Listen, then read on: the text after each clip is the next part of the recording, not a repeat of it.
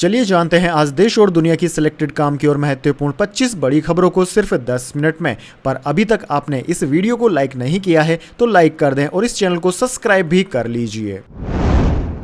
हरदीप सिंह पुरी बोले, राहुल गांधी की मानसिकता जिन्ना जैसी, वे देश को खून से लथपथ देखना चाहते हैं। कांग्रेस सरकार में सिख पगड़ी पहनने से डरते थे।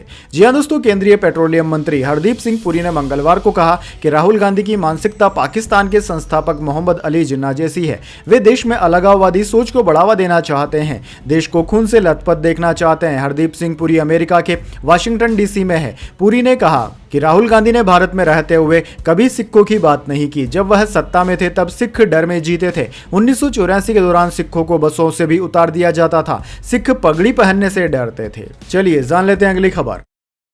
मेरी 50 साल की साख दांव पर, सिंबल ने की कोलकाता केस पर सुनवाई की लाइव स्ट्रीमिंग रोकने की मांग, सीजीआई का इनकार। जी हां दोस्तों, कोलकाता के आरजीकर मेडिकल कॉलेज में ट्रेनी डॉक्टर से बलात्कार और हत्या के मामले में सुप्रीम कोर्ट में मुख्य न्यायाधीश justice DY Chandrachud, justice JP Pardiwala और जस्टिस मनोज मिश्रा की बेंच ने लाइव स्ट्रीमिंग रोकने की कपिल सिब्बल की अपील सिरे से खारिज कर दी। कपिल सिब्बल का कहना था कि पिछली सुनवाई के दौरान कोर्ट में हंसने के आरोप पर पीठ की टिप्पणी से उनकी 50 साल की साख और छवि धूमिल हुई है, क्योंकि वो हंसे ही नहीं थे। लिहाजा इस मुकदमे की लाइव स्ट्रीमिंग पर रोक लगाई जाए। वहीं दोस्तों, पीठ के सामने मंगलवार को जांच के लिए सबूत मुहैया कराने पर ही बहस हुई। कोलकाता पुलिस ने कहा कि हमने 8 घंटों की सीसीटीवी फुटेज सीबीआई को दी है, जबकि सीबीआई का कहना था कि 27 मिनट की क्लिप है। पीठ ने कहा कि सबसे पहले हम सीबीआई की रिपोर्ट देखना चाहते हैं। चलिए दोस्तों जान लेते हैं अगली खबर। बुलडोजर एक्शन पर सुप्रीम कोर्ट की रोक, कहा हमारी इजाजत के बिना तोड़फोड़ न हो। केंद्र बोला हाथ न बांधे, कोर्ट बोला आसमान नहीं फट पड़ेगा।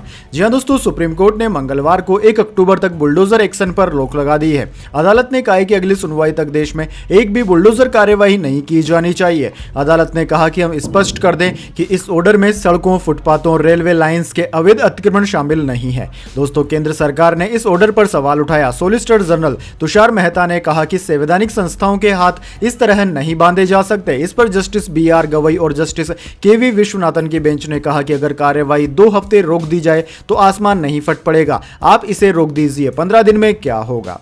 चलिए दोस्तों जान लेते हैं अगली खबर। केजरीवाल ने राज्यपाल को इस्तीफा सौंपा। आतिशी ने सरकार बनाने का दावा पेश किया। भाजपा बोली मेक ओवर से दाग नहीं छुपेंगे।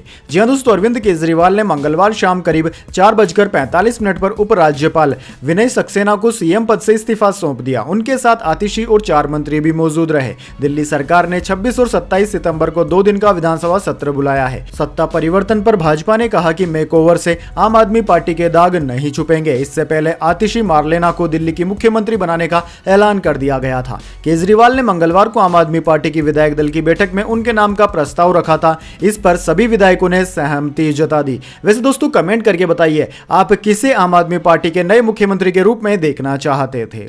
चलिए जान लेते हैं अगली खबर। भारतीय हॉकी टीम ने चीन को उसी के घर में रौंदा। रिकॉर्ड 5वीं बार जीता एशियन चैंपियंस ट्रॉफी का खिताब। जी हां दोस्तों, हरमनप्रीत सिंह की कप्तानी में भारतीय हॉकी टीम ने एशियन चैंपियंस ट्रॉफी 2024 में धमाल करते हुए खिताब अपने नाम कर लिया। फाइनल मुकाबले में भारतीय टीम की टक्कर मंगलवार 17 सितंबर को चीन से हुई थी। इस मैच को जीतने में भारत को पसीने छूट गए, मगर आखिर में टीम ने 1-0 से जीत दर्ज कर ली। भारतीय टीम के लिए यह एकमात्र गोल चौथे क्वार्टर के 10वें मिनट में डिफेंडर जुगराज सिंह ने किया। इससे पहले मैच में दोनों टीमों के बीच काफी कड़ी टक्कर रही। इससे पहले 3 क्वार्टर बगैर किसी गोल के 0-0 से बराबरी पर रहे थे, मगर दोस्तों चौथे क्वार्टर में जुगराज ने मैच विनिंग गोल दागकर खिताब अपने नाम कर लिया। चलिए दोस्तों जान लेते हैं अगली खबर।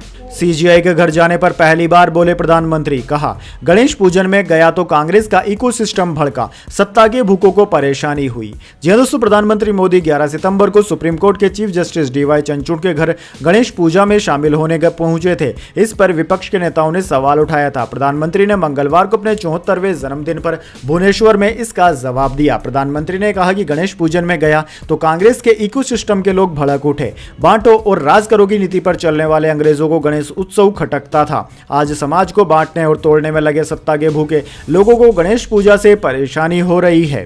दरअसल दोस्तों, कांग्रेस का कहना था कि प्रधानमंत्री मोदी को सीजीआई के घर पर नहीं जाना चाहिए था, क्योंकि सीजीआई की संस्था यानी कि न्याय विभाग एक अलग संस्था है। चलिए दोस्तों जान लेते हैं अगली खबर। हुड्डा एंड कंपनी अग्निवीर पर फैला रही है झूठ, अमित शाह ने कांग्रेस पर साधा निशाना। जी हां दोस्तों, केंद्रीय गृह मंत्री अमित शाह ने अग्निपथ सैन्य भर्ती योजना को लेकर मंगलवार को कांग्रेस नेता भूपेंद्र हुड्डा और राहुल गांधी पर हमला बोला और उन्होंने कहा कि वह इस मुद्दे पर राजनीति कर रहे हैं। वह हरियाणा के लोहारू में बीजेपी उम्मीदवार जेपी दलाल के पक्ष में एक चुनावी सभा को संबोधित कर रहे थे। दोस्तों जैसा कि आपको पता है, 90 सदस्यीय हरियाणा विधानसभा चुनाव के लिए 5 अक्टूबर को मतदान होना है। अमित शाह यह भी आरोप लगा रहे हैं कि राहुल गांधी और नेशनल कॉन्फ्रेंस के नेता उमर अब्दुल्ला का जम्मू कश्मीर चुनाव के बाद सभी आतंकवादियों को रिहा करने और पाकिस्तान के साथ बातचीत करने का एजेंडा है। हरियाणा में अपनी पहली चुनावी रैली में अमित शाह ने कहा कि राहुल बाबा किसी भी भाषा में झूठ बोल सकते हैं। उनको यह स्पष्ट करना चाहिए कि वह जम्मू कश्मीर में अनुच्छेद 370 को खत्म करने के समर्थन में है या विरोध में। चलिए जान लेते हैं अगली खबर। लेबनान में हिजबुल्लाह मेंबर्स के पेजर में सीरियल ब्लास्ट, 1000 घायल, इसमें ईरान के राजदूत भी शामिल, इजरायली हैंगिंग का दावा। जी हां दोस्तों, लेबनान में हिजबुल्लाह से जुड़े सदस्यों के पेजर में सीरियल विस्फोट हुए हैं। मीडिया रिपोर्ट्स के मुताबिक इस घटना में हजारों लोग घायल हुए। इन विस्फोट के पीछे इजरायली हैकिंग का दावा किया जा रहा है। हालांकि इजराइल ने कोई प्रतिक्रिया नहीं दी है। अरब मीडिया रिपोर्ट्स के मुताबिक हिजबुल्लाह से जुड़े 1000 से ज्यादा सदस्यों को निशाना बनाया गया है। रिपोर्ट्स में यह भी कहा गया है कि सीरिया में मौजूद हिजबुल्लाह प्रमुख को भी निशाना बनाया गया है। अटैक में ईरानी राजदूत भी घायल हुए हैं। चलिए दोस्तों जान लेते हैं अगली खबर। बारिश वाला सिस्टम एक्टिव, दिल्ली में फिर लबालब होंगी सड़कें, आईएमडी ने जारी किया अलर्ट। जी हां दोस्तों, देश के कई राज्यों में इन दिनों खूब बारिश हो रही है। कुछ राज्यों में तो बाढ़ जैसे हालात बने हुए हैं। वहीं दोस्तों, भारतीय मौसम विज्ञान विभाग ने देश की राजधानी दिल्ली में तेज बारिश के आसार जताए हैं। आईएमडी के मुताबिक दिल्ली में बारिश का सिस्टम एक्टिव हो चुका है, जिसकी वजह से आने वाले दिनों में दिल्ली एनसीआर में झमाझम बारिश देखने को मिल सकती है। झारखंड में सक्रिय सिस्टम उत्तर पश्चिम की ओर बढ़ेगा, जिससे दिल्ली और उससे सटे इलाकों में तेज बारिश होने की संभावना है। भारतीय मौसम विज्ञान विभाग के मुताबिक प्रशांत महासागर में बने चक्रवात यागी के अवशेषों से उत्पन्न मौसम प्रणाली के कारण राष्ट्रीय राजधानी क्षेत्र एनसीआर और दिल्ली में 18 सितंबर को भारी बारिश होने की संभावना है। चलिए दोस्तों जान लेते हैं अगली खबर। केरल के मलप्पुरम में लॉकडाउन जैसे प्रतिबंध, निपाह वायरस से मौत के बाद 126 लोगों को आइसोलेट किया, कंटेनमेंट जोन भी बनाए गए। जी दोस्तों, केरल सरकार ने मंगलवार को मलप्पुरम जिले में लॉकडाउन जैसे प्रतिबंध लागू कर दिए हैं। सरकार ने यह कदम निपाह वायरस से 2 लोगों की मौत के बाद उठाया। दोस्तों, स्वास्थ्य मंत्री वीना जॉर्ज ने बताया कि संक्रमित व्यक्ति के संपर्क में आने वाले 126 लोगों को कंटेनमेंट जोन में आइसोलेट कर दिया गया है। इस साल जुलाई में वायरस से 14 साल के लड़के की मौत हुई थी। वहीं दोस्तों, 5 सितंबर को 24 साल के लड़के की जान चली गई। 2018 में केरल में निपाह वायरस से 17 मौतें हुई थी। तब से अब तक राज्य में 5 बार निपाह वायरस ने दस्तक दे दी है। दोस्तों, आपकी जानकारी के लिए बता दें, मलप्पुरम में लॉकडाउन जैसे 5 प्रतिबंध लगाए गए हैं। मलप्पुरम की 2 पंचायतों में 5 वार्ड बनाए गए हैं। इन्हें कंटेनमेंट जोन घोषित कर दिया गया। लोगों को बड़ी संख्या में इकट्ठा न होने के निर्देश दिए गए हैं। सिनेमा हॉल, स्कूल, कॉलेज, मदरसा, आंगनबाड़ी और ट्यूशन सेंटर्स बंद कर दिए गए हैं। भीड़ भाड़ में लोगों को मास्क पहनने की सलाह दी गई है। शादी, अंतिम संस्कार और दूसरे कार्यक्रमों में लोगों की संख्या कम रखने की भी सलाह दी गई है। चलिए दोस्तों जान लेते हैं अगली खबर। कोलकाता केस, ममता सरकार ने पुलिस कमिश्नर को हटाया। विनीत गोयल की जगह मनोज वर्मा होंगे कमिश्नर। मेडिकल एजुकेशन और हेल्थ सर्विस डायरेक्टर भी बदले जाएंगे।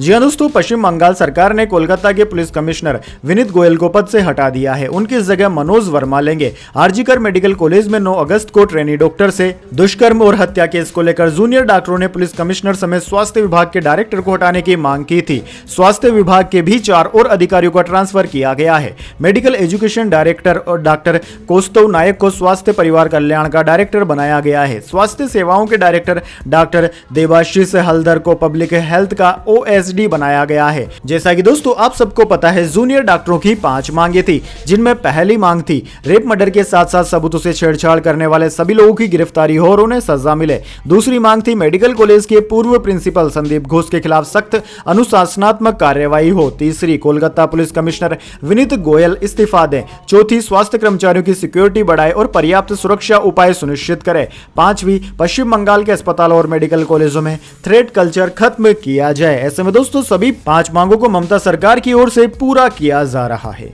चलिए जान लेते हैं अगली खबर। राहुल गांधी के खिलाफ हेट स्पीच, खड़गे का प्रधानमंत्री मोदी को लेटर। कहा, आपके नेता राहुल को मारने की धमकी दे रहे, उन पर अंकुश लगाइए। जी हां दोस्तों, प्रधानमंत्री मोदी के 74वें जन्मदिन पर कांग्रेस अध्यक्ष मल्लिकार्जुन खड़गे ने उन्हें बधाई दी। खड़गे ने प्रधानमंत्री को एक चिट्ठी भी लिखी। इसमें राहुल गांधी के खिलाफ हेट स्पीच पर चिंता जताई गई। खड़गे ने कहा कि भाजपा और सहयोगी दलों के नेताओं द्वारा लगातार राहुल गांधी के लिए बेहद आपत्तिजनक और हिंसक भाषा का इस्तेमाल किया जा रहा है। आपसे आग्रह है कि ऐसे नेताओं पर लगाम लगाइए। दरअसल दोस्तों, आपको बता दें, पिछले एक हफ्ते में एक भाजपा नेता, एक केंद्रीय मंत्री और एक शिवसेना विधायक ने राहुल गांधी के खिलाफ बयान दिया था। खड़गे ने इसे राजनीतिक पतन बताते हुए प्रधानमंत्री से सख्त कार्यवाही की मांग की थी। चलिए जान लेते हैं अगली खबर। मोदी सरकार के 100 दिन का रिपोर्ट कार्ड। अमित शाह बोले, इसी कार्यकाल में एक देश एक चुनाव लागू करेंगे। मणिपुर में मैतेई कुकी से बातचीत है जारी।